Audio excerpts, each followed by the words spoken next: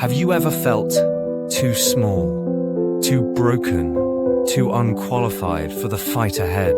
This is the story of someone who had every reason to walk away, but chose to stand instead. Not because he was strong, but because he knew who was. He was just a boy, too small to wear armor, too weak to swing a sword, too young to be chosen by the world, but not by God. While others trained for battle, he trained in the fields. While soldiers sharpened blades, he sharpened his soul. They told him he couldn't win, but heaven whispered, "You won't fight alone." One morning, a roar echoed through the valley. A giant stood mocking, shouting, cursing the name of God. Kings hesitated. Warriors fell silent. But the boy? He stepped forward.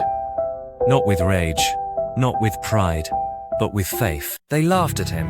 They tried to stop him. They said, "You don't belong here." But he wasn't there to prove himself. He was there to prove that God never loses. He picked up 5 smooth stones, not because he doubted, but because he was prepared. Not because he feared falling, but because he was ready if it took more than one. And with a sling in hand and a quiet prayer in his heart, he faced a mountain of a man. And still, he did not shake, because he knew something that giant didn't.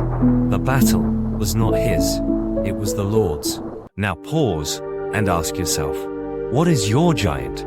Is it fear, depression, addiction, loneliness, rejection, shame? Whatever it is, it looks big, doesn't it? But your God is still bigger.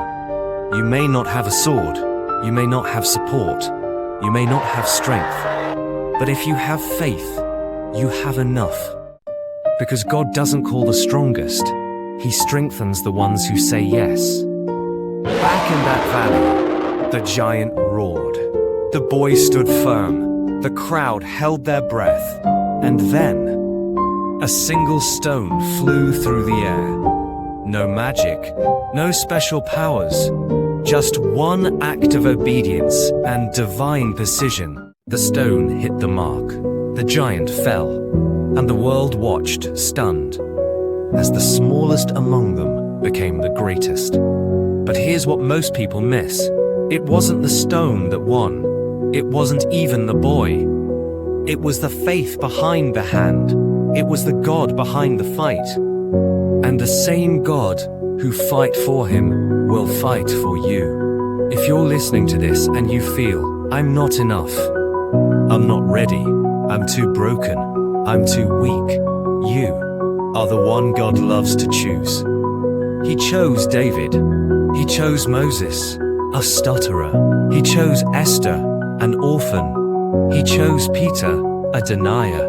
He chose Paul, a persecutor. And He can choose you. But you have to step into the valley, even if your knees shake, even if the crowd doubts you, even if you doubt yourself. Because faith doesn't wait to feel ready, it just moves. Now maybe you're in your own valley today. You hear the voice of your giant taunting you. You're not good enough. You'll never change. No one will love you. God won't forgive you. But friend, giants lie. God never does. So tonight, whisper this prayer. Lord, I don't feel strong, but I know you are. I don't know how this ends, but I trust that you do. And that whisper might be all heaven needs to start moving.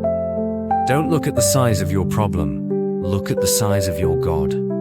And just like that boy, you may be too small to win, but you are never too small for God to fight for. But what happens when the fire comes not from giants outside, but storms within? In our next story, a man faces the sea, the thunder, and a command from God. Would you jump if your faith was the only thing keeping you afloat? You've just heard episode 2 of Faith in the Fire, Stories of Impossible Hope. on Sleepy Whispers.